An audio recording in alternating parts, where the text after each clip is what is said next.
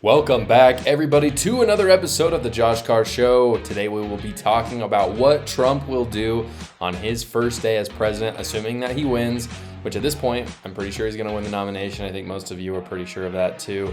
And it's yet to be seen whether or not he'll beat Joe Biden. But for the sake of argument, let's see what he'll do on day one. Really quick, before I do get into the episode today, I do want to talk about our sponsor, Gulag America. As you can see, I'm wearing one of their shirts right now. Gulag America is a patriotic clothing brand. They even make Josh Carr Show merch. If you're interested in purchasing it, if you go to their website at gulagamerica.com, go to their collections tab, and down to the affiliate section, you'll see Josh Carr Show merch. So go check them out. Again, if you use my code JoshCarr10, you will get 10% off at Gulag America. Go check out all their other stuff too. It is fantastic. Now, getting to today's episode, there is a viral clip of Donald Trump at a town hall. You've probably already seen it, or maybe you've heard about it from the media, because the media is freaking out. We're going to talk a little bit about the reaction to that and what it means for his first day as president. There's a viral clip of Trump at a town hall with Sean Hannity. And in this clip, basically people have been splicing it. And Donald Trump admittedly does come out and he says on day one, like, I'm not going to be a dictator. I'm not going to use political power to seek retribution on my enemies, except for on day one. And everyone's like, whoa, what? And most people are honestly clapping. And Sean Hannity is kind of trying to fish a little bit for what he means by that. But rather than just breaking it all down first, I want to play the video. So let's roll the clip. Yeah. Under no circumstances, you are promising America tonight, you would never abuse power as retribution against anybody. Except for day one. Except Look, what? he's going crazy. Except for day one. Meaning? I want to close the border and I want to drill. That's drill, not that's drill. that's not that's not retribution. I'm gonna be, he keeps, we love this guy. He says, you're not gonna be a dictator, are you? I said, no, other than day one. We're closing the border and we're drilling. After that, I'm not a dictator, okay? So there's a couple things to unpack in this video. First off, a question for my friends in the media: is Trump an evil genius or is he an idiot? Because you can't have it both ways. This is something that frustrates me a lot with the media and with Trump, is on one hand, what they're trying to say is, look, Trump is super evil. He's trying to take democracy away. And then the other day they'll be like, oh, Trump's such an idiot. He can't stop from running his mouth. And my question is, which is it? Is he trying to methodically take our democracy away, or is he just an idiot running for president? And it seems like the media can't really pick which one, but you can't have it both ways. On one hand, they'll say stuff for the most part, what the narrative is from the media is that he is trying to take democracy away. And I think what frustrates me about that is everybody, including you guys who just watched the clip, knows that Donald Trump was joking. And it doesn't take a genius to see that. You just watch the video and you're like, oh, Trump's being Trump. He's not trying to methodically take away. I err more on the idiot side, to be honest. I don't think Trump is an idiot, but I do think he says things that are unnecessary, as we'll talk about. But there's not a single person who watched this clip and honestly in their mind thought, oh yeah, Donald Trump is trying to subvert our democracy. Because newsflash, those who try to subvert democracy, they tend to not announce it. They tend not to say, yes, when you elect me, I'm going to be a dictator. Obviously, the way Trump said this was a joke. And so I get really frustrated by people on the left who are trying to make this into something that it's just not. But I will say there is something about this kind of joke being said at a family dinner and not at a public town hall. If I were running for president, that's something I would joke about. Oh yeah, I'm going to tear apart the executive branch when I get there. I'm going to be a dictator. You could joke about that at a family dinner. When you're sitting in front of the Iowa caucus, you probably shouldn't say stuff like that, especially when you know that your enemies will use you're just giving the enemy ammunition at that point for their campaign ads. And there might be Republicans saying, it doesn't matter. No, everybody knows still. But there are a few people out there who don't watch the original video. They just see the spliced content and they jump to these conclusions oh, Trump is a ruthless dictator, which we know isn't true. And so I just don't understand giving Democrats ammunition like that. And you can see clearly that Sean Hannity he feels the exact same way. You can see him openly trying to cover up what Trump said and be like, wait, but by dictator, you just mean that you're returning to the policies that you were already doing. And Trump is like, no, I'm saying I'm going to go ham. And he's like, but you're just talking about immigration and energy. That's already what you were doing. And so Sean Hannity like can read between the lines just like the rest of us, but it was weird because he was pressing on Trump to kind of be like, hey dude, stop saying the word dictator, just say I'm returning to the policies that gave you guys all a prosperous life before Joe Biden came through and destroyed the economy. So again, we knew he was joking, but the risks, I don't understand why he would say something like this. And I know there's going to be some Trump supporters probably watching this video that are really, they just love his energy and they love his personality. Totally fine. Again, even at like a Trump rally, this would be a little bit more acceptable, but he's trying to reach out to voters in swing states that he's winning in. But if he continues down this road, Democrats will gain steam. And as these polls come out showing that Trump is winning these swing states, that only galvanizes Democrats to do more shady things and to, frankly, just totally throw mud on someone who, you know, frankly already is covered in mud a lot of the time. So I don't understand why Trump would do that when the race is still relatively very tight. So now getting to what Trump will do on day one. Obviously, this is the reason why I played this clip first, is because that was the whole point of the video. Is he's saying he's going to be a dictator on day one. So what does that actually mean? I'm going to go through a few of his policies that he's going to do on day one, what that means for America, and then also the reaction of the media, which is pretty astounding. And some of this media is like considered to be moderate. Now, I know no one actually believes that, but you'd think that NPR, who is, you know, the article that I'm going to cite in this part, would like fake moderation, but like they're so blatant now. Like I remember growing up and it was like NPR's like, yeah, like I don't really trust Fox News, I don't really trust CNN, but NPR, like that's where I get my news from. No one can say that anymore and honestly think that they're getting news from any sort of objective source.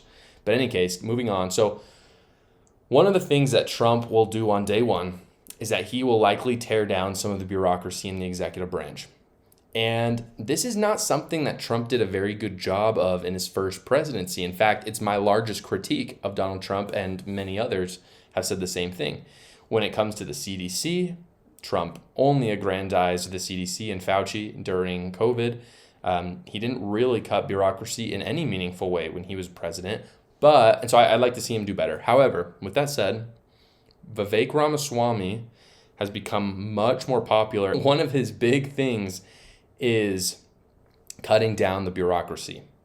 And with him getting so popular, as along with Javier Milei in Argentina cutting bureaucracy, I mean, he literally cut like half the executive branch. With both of those people coming to popularity, I think we're going to see Donald Trump kind of come to this realization that most conservatives, I'm not even saying most Republicans, but most conservatives are really down for the idea of cutting or at least majorly reforming some of these bureaus, including the DOJ, the FBI, at least needs to be reformed. I think abolishing the Department of Education is totally on the table, and I think it's something that Donald Trump would consider doing. Again, I'm not sure to what extent, but I have a hard time he's going to be in the presidency with all that's going on and all the talk from DeSantis and Vivek Ramaswamy about cutting the bureaucracy. I have a hard time just believing that he's not going to do anything. So I think on day one, we're going to see a cut in some form. Maybe not all the cuts, but some of the cuts. I'm not the only one who thinks this, though. Going back to NPR said this about Trump and that he would do this on day one. This is the headline. Just listen to this headline.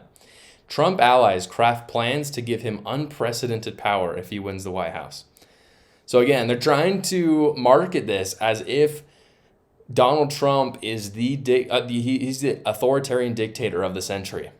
And the first thing that I realized when I was reading the article is that Trump is if he cuts the executive branch, what the left is saying is that cutting down the executive branch somehow gives Trump more power. And what I realized was that they truly view the bureaucracy in the executive branch as the fourth branch of government. Something that, again, Vivek Ramaswamy and Javier Milei have talked a lot about, is that it's really not three branches of government, the judiciary, the legislative branch, and the executive branch anymore. It's those three plus the bureaucracy because they've just run rampant.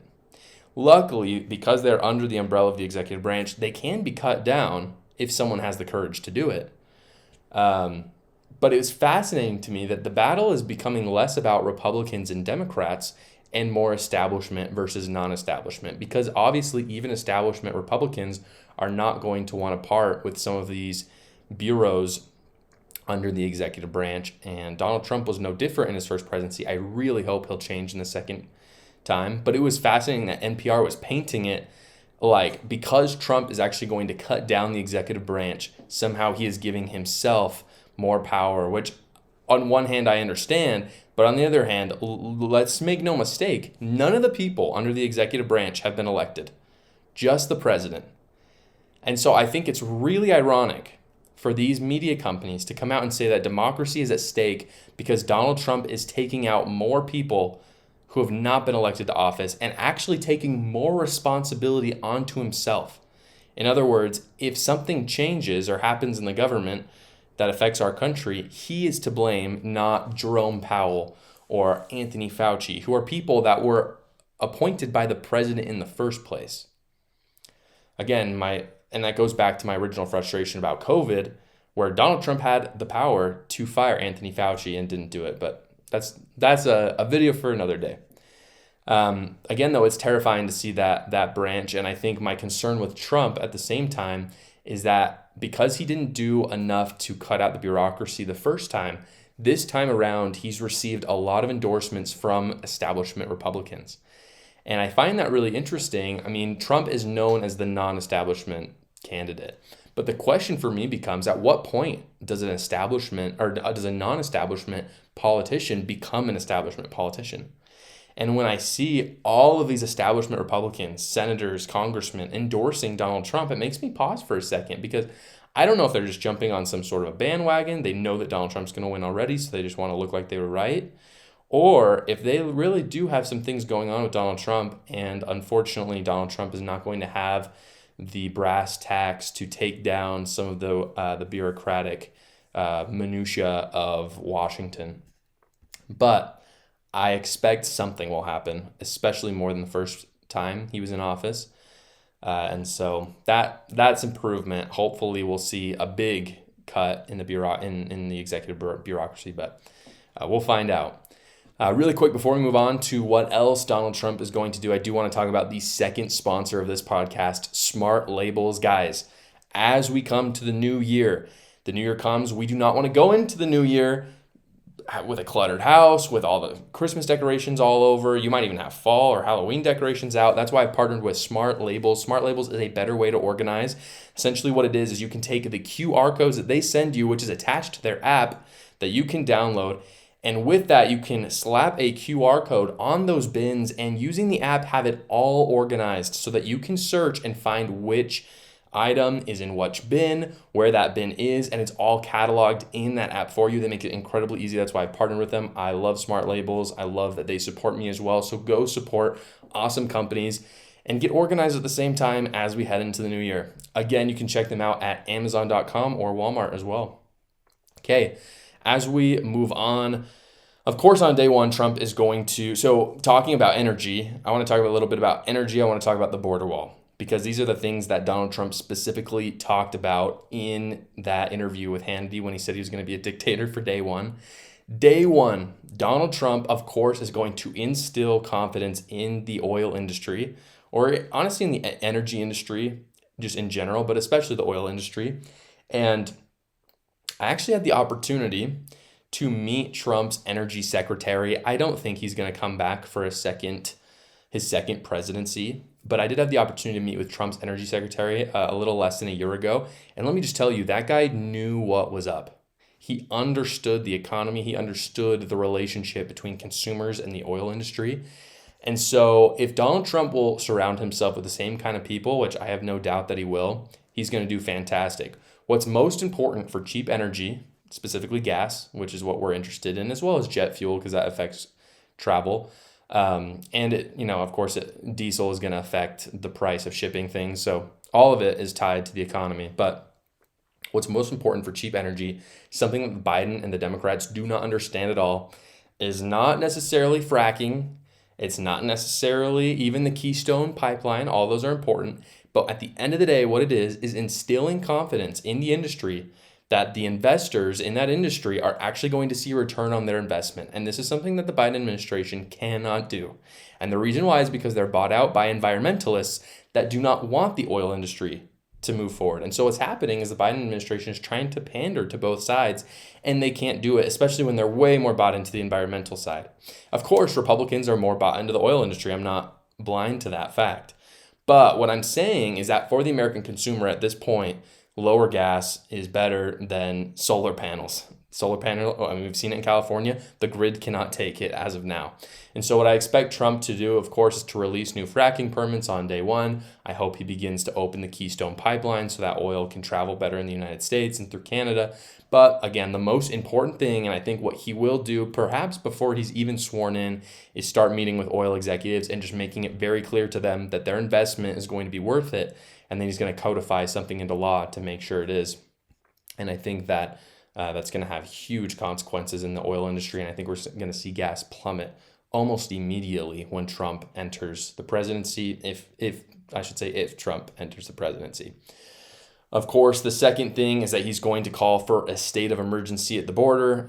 Day one, of course, I think with that, he's going to send troops. He's going to start building a wall. I believe he'll probably work with Texas and California and Arizona in order to stimulate jobs there. So I think in many cases, those states are going to be very happy for that, just for the economic side of it. Obviously, having safety of, immigrants and terrorists coming through the border, that's a huge plus for them as well with that not happening anymore. But I think he tried to do this in his first time as presidency. I think because of how dire it is now, it's going to be very easy to justify a state of emergency. And obviously, in order to actually declare war, Congress has to do that within 180 days of when the president sends troops somewhere. But I don't know if he'll declare war on the Mexican cartels.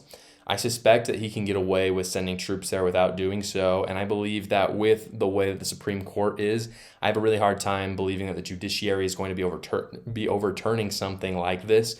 Even if it gets paused through maybe a circuit court for a time, I think ultimately the Supreme Court is going to be able to make sure that that happens. I just don't see there being a constitutional question as to whether the president can actually shut down and kind of protect the borders of their own country. And again, the last thing that Trump is likely to do, kind of just finishing up the show today, guys, is that he's going to start negotiations to ensure his tax law is renewed. If you guys didn't know, Trump signed that historic tax cut into law, I think in 2016 or 2017, or excuse me, it would be 2017 when he was sworn into office. That has to be renewed in 2025. And I think that's going to be one of his top priorities. And I have a hard time believing that he won't get it signed again. I think he totally will. I think every Republican will be on board. I think most moderate Democrats are going to be on board. I think he'll still focus on negotiations day one with that to make sure it happens, because that's pretty much one of the worst things that can happen to a Republican in office is if taxes go up, because that's what Republicans are good for historically. Obviously, they're moving into more social issues, which is fantastic. But historically, they got to keep taxes low. If they don't do that, they get voted out. And so I have a hard time believing Trump isn't going to make that a priority on day one, and I give him pretty good odds to do that. Again, at the end of the day, those are the big things he's going to focus on. I'm sure there will be other ones, but I think those are the ones that will affect Americans the most. That's why I focus on them today. Hopefully, a Republican beats Joe Biden, and that can be a reality. So anyway, I appreciate you guys watching the show today. As always, if you got a little bit of entertainment or value, please consider subscribing down below and comment what you think about Donald Trump in the presidency and what he'll do on day one. See you next time.